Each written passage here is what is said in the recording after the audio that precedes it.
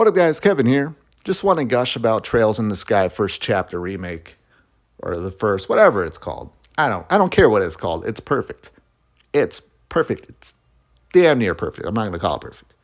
But man, I don't think I've played a remake where I went, wow, they did it. Like, they really did it. At first, like the very first minute or two, I'm like, is this going to feel very sterile and safe? And then Estelle drop kicks Josh in the face. And I'm like, all right, nope, it's on. It's on. It's the best remake I've ever played. Now, I'm only playing the demo. The game isn't out yet. I think I got about 20 minutes left in this game, or in the demo. I think they just give you the prologue. They give you the first chapter as well too.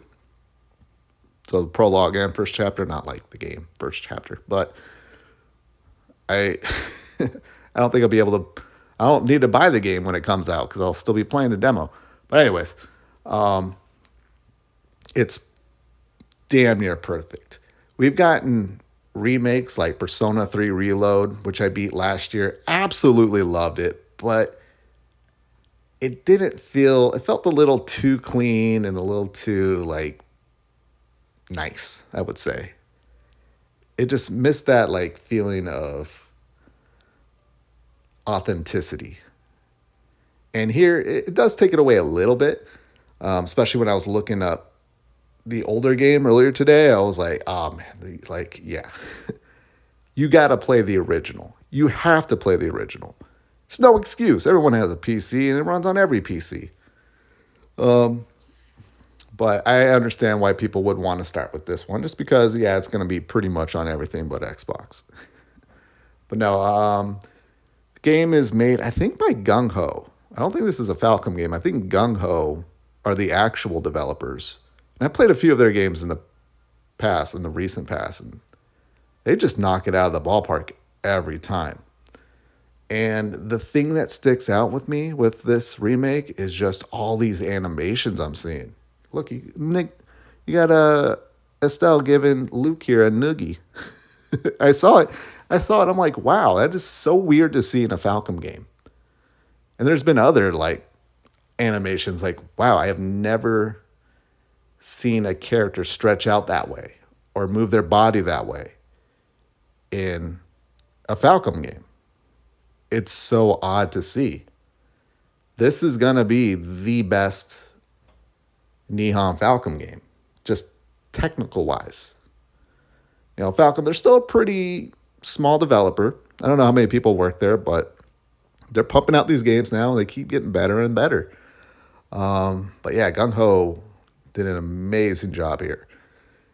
And looks wise, VA wise, I thought Estelle sounded different, but no, it's the same VA.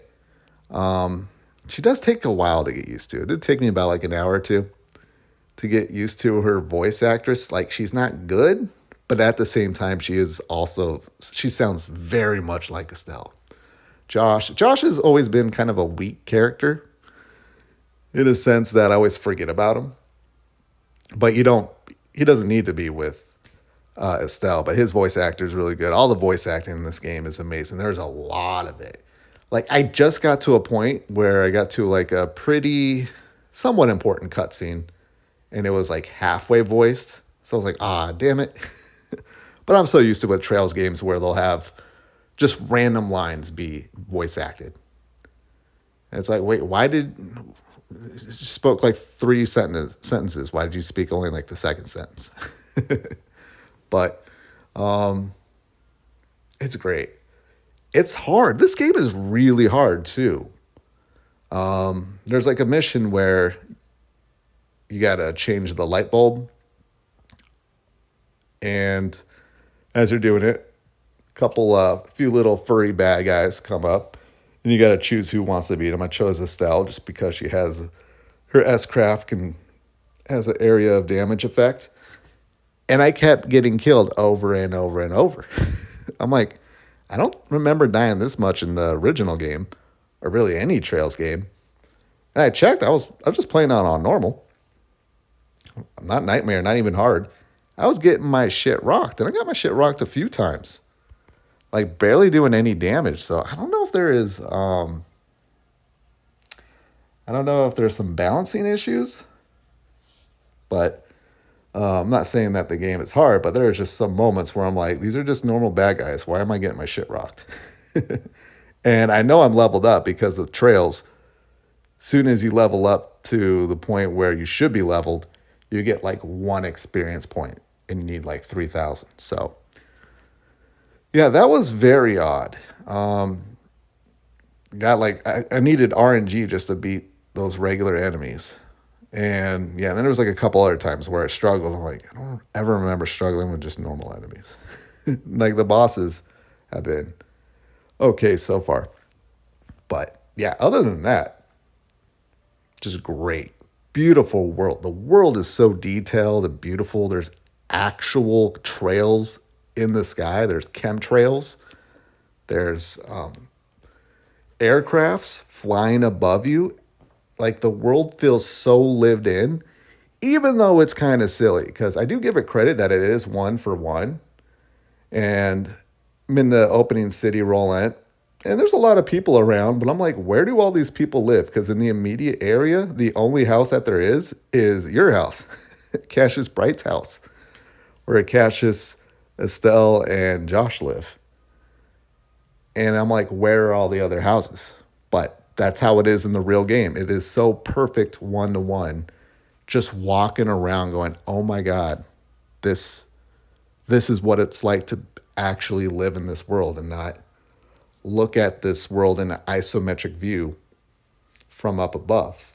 It is like really, it's really special. It's why I would suggest playing the original first, but I get it. This is the the first game, and hopefully we know they're going to do a second. Hopefully they do a third. If they do the third, then you got every game at your fingertips. There's no excuse. You can play all those games on the Switch, all of them on. Can you on the Switch? Did Trails in the Sky or Trails of Cold Steel 1 and 2 come to the Switch in the West yet? I gotta look that up. But anyways, if you got PS4, PS5, PC, you can play them all. And man, could you imagine just like beating this game and just going like, okay, I want to beat the like 2026. I just want to play the remaining games. You might get burnt out, but what a 2026 to play the rest. But this is the best. I love how like the game starts. You just become an abracer. Bracer, just little club.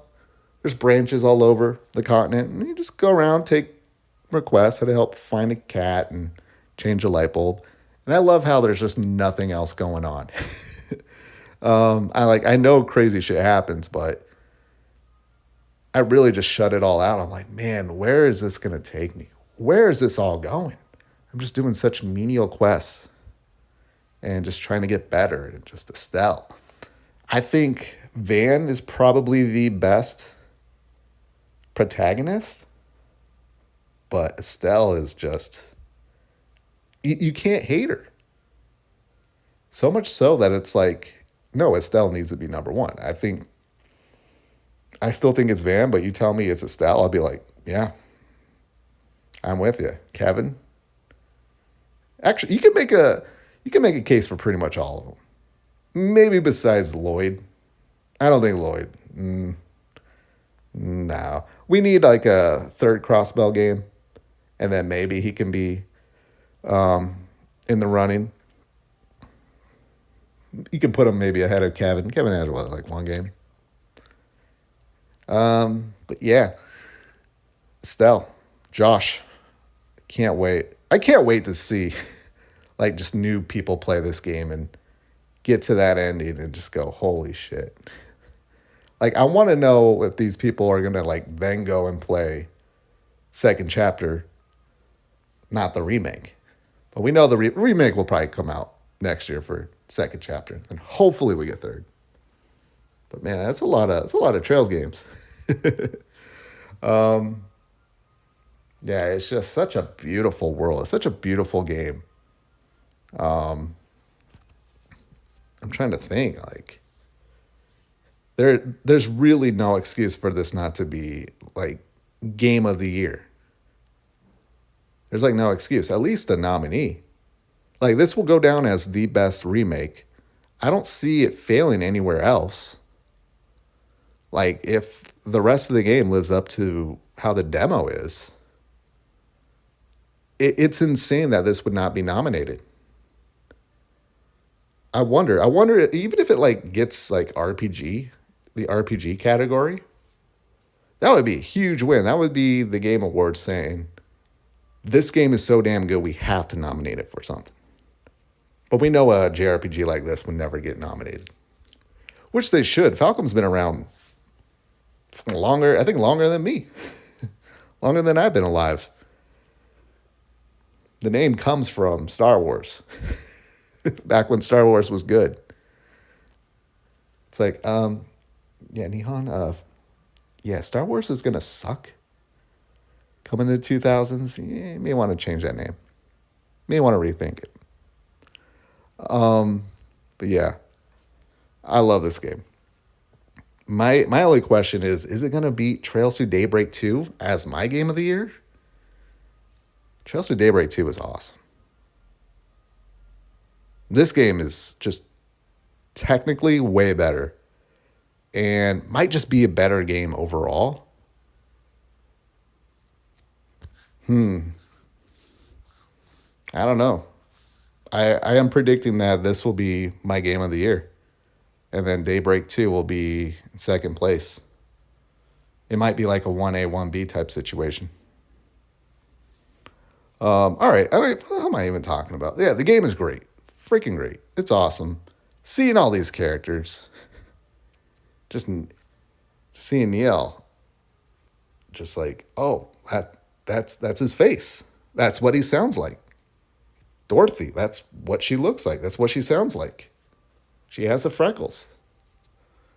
And the animations, the hybrid combat system, where you're doing like the ease combat and then you switch over to turn based, they're getting better.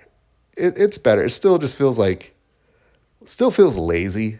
Just like I'm just pressing the button. Not really much is going on. I'm just trying to stun the enemies or even just kill them off completely.